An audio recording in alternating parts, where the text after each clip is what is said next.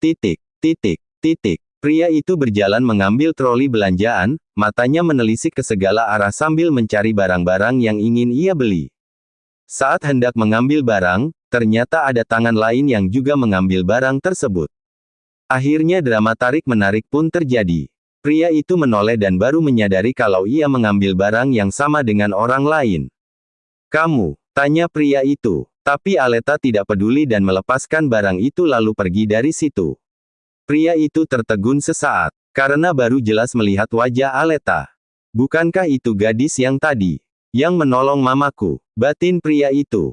Pria itu bernama Pietro, seorang pengusaha muda sukses di negara ini. Berada satu tingkat di bawah Ars. "Hei, tunggu," panggil Pietro. Tapi Aleta tidak peduli sama sekali dan terus berbelanja. Pietro akhirnya tiba di depan Aleta dan menahan troli milik Aleta. Sedangkan troli miliknya ia tinggal. "Siapa namamu?" "Namaku Pietro," tanya Pietro. Aleta menatap wajah Pietro sekilas, lalu menarik troli belanjaan yang ternyata ditahan oleh Pietro. "Bisa dilepas, Tuan," kata Aleta dengan sopan. "Jawab dulu pertanyaanku," kata Pietro. "Pentingkah?" tanya Aleta. Pietro jadi salah tingkah ditanya seperti itu. Biasanya pertanyaan itu sering ia lontarkan kepada orang lain, tapi sekarang pertanyaan itu berbalik kepada dirinya sendiri. Sehingga ia sedikit kebingungan untuk menjawabnya. Itu aku cuma mau kenalan," jawab Pietro akhirnya. Aleta menarik kembali trolinya. Tapi masih ditahan oleh Pietro. Aleta melepaskan troli tersebut dan berjalan menghampiri Pietro. Pietro tersenyum manis. Buaf, satu pukulan mendarat sempurna di perut Pietro. Pietro meringis menahan sakit karena tinjuan Aleta yang tidak main-main. "Lani cewek, kuat banget," batin Pietro. Aleta kemudian berlalu dari situ tanpa mengucapkan sepatah kata pun. Bahkan belanjaannya pun ia tinggal begitu saja. Aleta sudah mulai kesal setelah tadi dihadang oleh beberapa penjahat, sekarang ia sedang berbelanja diganggu semakin membuat kesalnya meningkat. Pietro mengejar Aleta, tapi yang dikejar sudah lebih dulu naik ke atas motor dan pergi dari situ. Pietro hanya melihat bagian belakang Aleta saja. "Menarik, belum pernah aku bertemu dengan cewek seberani itu," batin Pietro.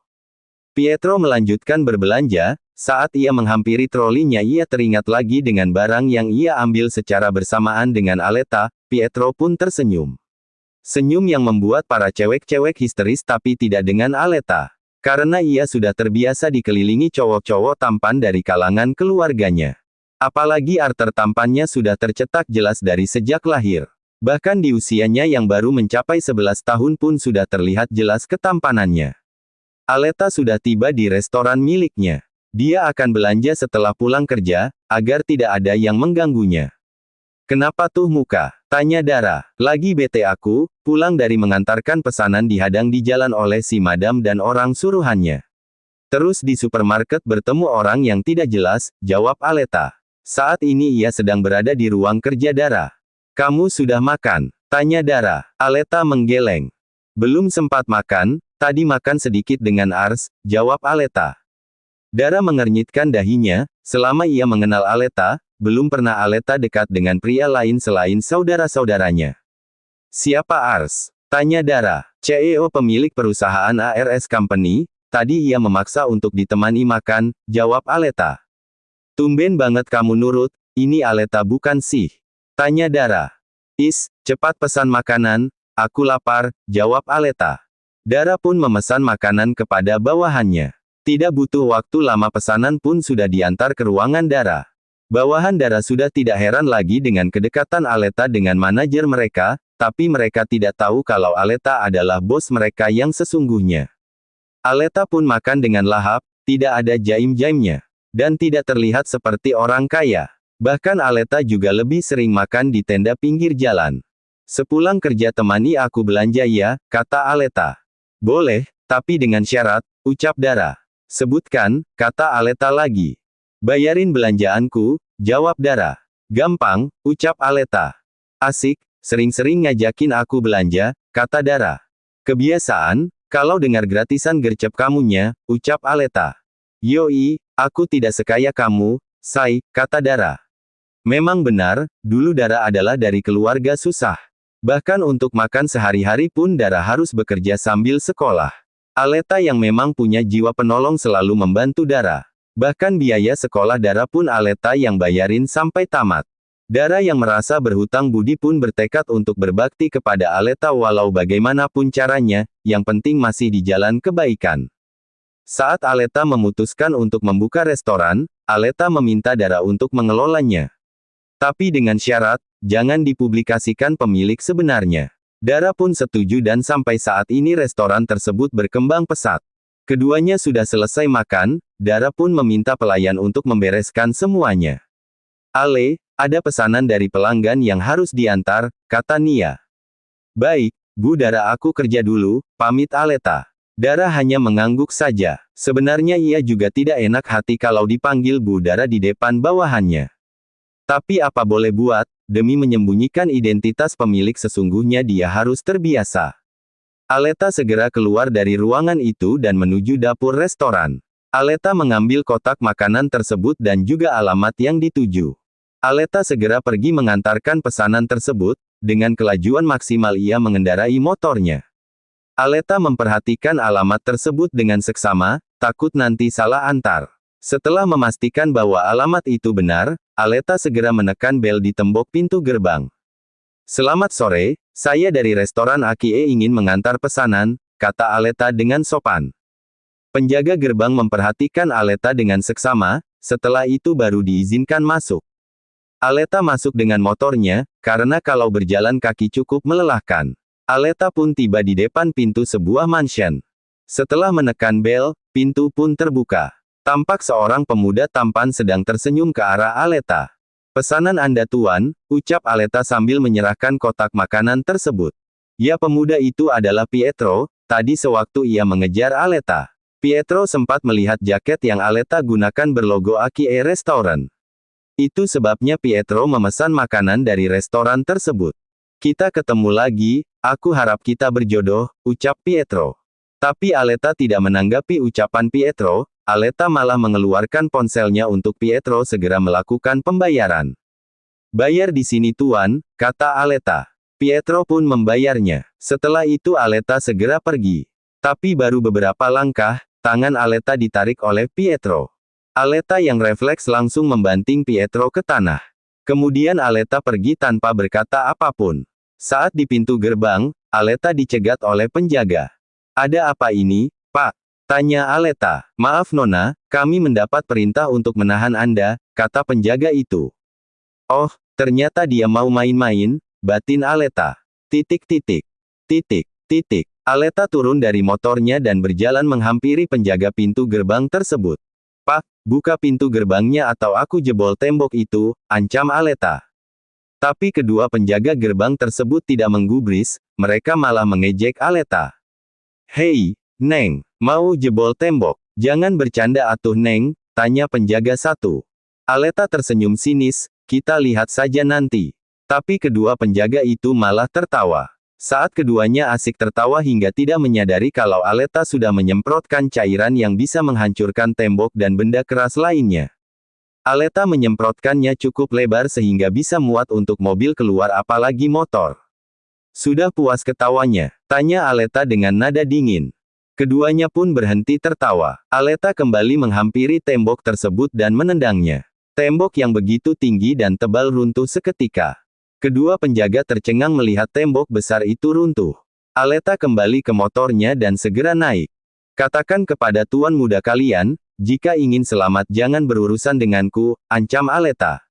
Kemudian Aleta pun pergi dari tempat itu dengan mengendarai motornya dengan kecepatan tinggi. Pietro datang ke tempat itu dengan mobilnya berharap akan bertemu Aleta. Tapi saat tiba di dekat gerbang, Pietro juga tidak kalah tercengang melihat tembok besar itu runtuh. Siapa yang melakukan ini? Tanya Pietro. Tuan, maafkan kami. Gadis itu berhasil kabur dengan menjebol tembok, ucap penjaga satu. Tidak mungkin, itu mustahil, kata Pietro. Benar Tuan, hanya dengan sekali tendang tembok tersebut runtuh, kata penjaga dua. Dan katanya lagi, kalau Tuan muda ingin selamat, jangan berurusan dengan gadis itu, ucap penjaga satu. Siapa dia sebenarnya? Apakah gadis itu manusia super? Batin Pietro. Kemudian Pietro masuk ke dalam mobil dan bermaksud ingin mengejar gadis itu. Pietro keluar tidak lagi melalui pintu gerbang, tapi melalui tembok yang sudah runtuh tadi. Aku harus cari tahu tentang gadis itu, sepertinya dia bukan gadis sembarangan, batin Pietro. Pietro akhirnya tiba di restoran tempat Aleta bekerja, tapi Pietro melihat Aleta sedang bersama seorang pria. Bukankah itu Tuan Al? Apa hubungan mereka? Mengapa mereka terlihat begitu mesra? Batin Pietro. Berbagai pertanyaan terlintas di pikirannya. Kesimpulan yang ia dapatkan hanyalah, bahwa mereka sepasang kekasih. Karena mereka terlihat begitu mesra. Ternyata gadis itu kekasihnya Tuan Al, gumam Pietro.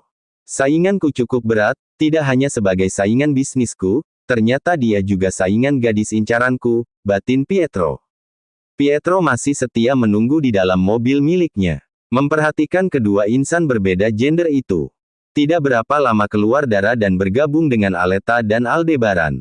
Pietro masih di situ menyaksikan semuanya. Kemudian Aldebaran pulang, dan Aleta masuk ke dalam mobil Dara. Karena mereka akan berbelanja di supermarket terdekat. Aku yang nyetir, pinta Aleta.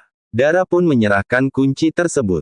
Mereka pun berpisah, Aldebaran pulang ke rumah, sementara Aleta dan Dara ke supermarket. Ada yang mengikuti kita, ucap Dara saat mereka baru keluar dari kawasan restoran. Biarkan saja, paling orang G** lah yang mau minta ganti rugi, jawab Aleta enteng. Maksudnya, tanya Dara. Sudah tidak usah dibahas, jawab Aleta.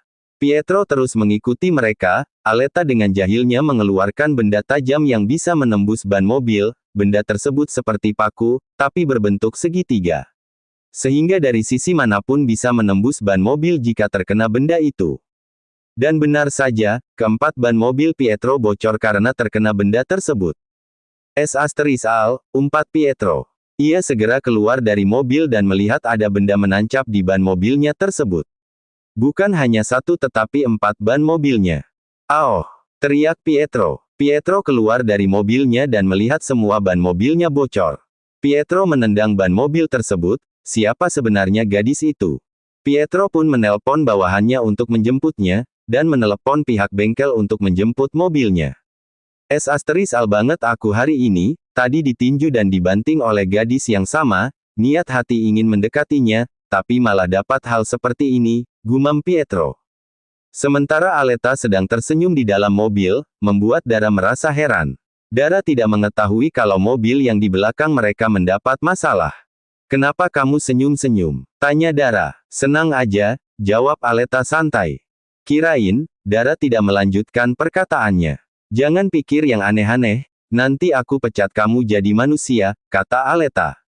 "Kalau aku dipecat jadi manusia, berarti jadi hantu dong," ucap Dara. "Tuh tahu," kata Aleta. "Ih, ngeri banget sih kamu, jadi cewek kok barbar," kata Dara. "Biar gak ada yang ambil kesempatan dalam kesempatan," jawab Aleta. "Kesempitan kali," ucap Dara membetulkan kalimat Aleta. "Itu berlaku kalau di tempat sempit, kalau kita berada di tempat terbuka masa dibilang kesempitan," jawab Aleta tak mau kalah. "Kenapa sih kamu gak mau belajar ilmu bela diri?" tanya Aleta tanpa menoleh ke Dara. "Gak ah, aku mau jadi cewek feminim," jawab Dara. Aleta tersenyum, padahal kalau pandai karate atau semacamnya lebih menguntungkan untuk menjaga diri sendiri, batin Aleta. Tapi ia tidak mungkin memaksa sahabatnya itu. Pernah dulu Aleta menawarkan Dara untuk belajar taekwondo, tapi Dara menolak. Aleta cuma menyarankan saja, dan tidak memaksanya. Akhirnya mereka sampai di sebuah supermarket yang terkenal di kota ini. Aleta memarkirkan mobil Dara. Kemudian keduanya pun keluar dari mobil. Berjalan beriringan memasuki supermarket tersebut.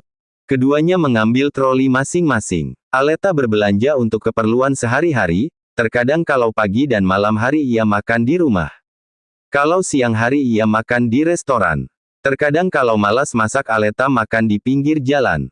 "Banyak yang ingin dibeli nih," gumam Aleta. Saat Aleta mengambil barang yang ingin dibelinya, seseorang menabrak tubuhnya. Aleta masih tetap di tempat, sementara gadis itu terduduk di lantai. "Heh, lo jalan pakai mata dong," ucap orang itu. "Bukannya kamu yang nabrak aku?" tanya Aleta. "Lo, tunjuk wanita itu. Kenapa sayang?" Tanya seorang pria parubaya. Cewek itu, sayang, lapor wanita itu dengan nada manja. Aleta mencebikkan bibirnya melihat tingkah wanita itu. Siapa kamu? Tanya pria itu. Aleta, jawab Aleta singkat. Aku tandai kamu karena sudah berani membuat kekasihku terjatuh, ancam pria itu. Aleta tersenyum smirk, oke, aku tandai juga tuan, karena sudah berselingkuh. Biar istri tuan dipecat jadi suami dan istri tuan mengambil kembali hartanya. Dek, pria itu termenung di tempatnya, hingga tidak menyadari kalau Aleta sudah pergi dari tempat itu. Aleta mengeluarkan ponselnya dan mengetik entah apa yang ia ketik. Setelah itu ia tersenyum dan mengirim foto kepada pria itu. Pria itu melihat ponselnya dan alangkah terkejutnya dia saat melihat foto mesra dengan selingkuhannya.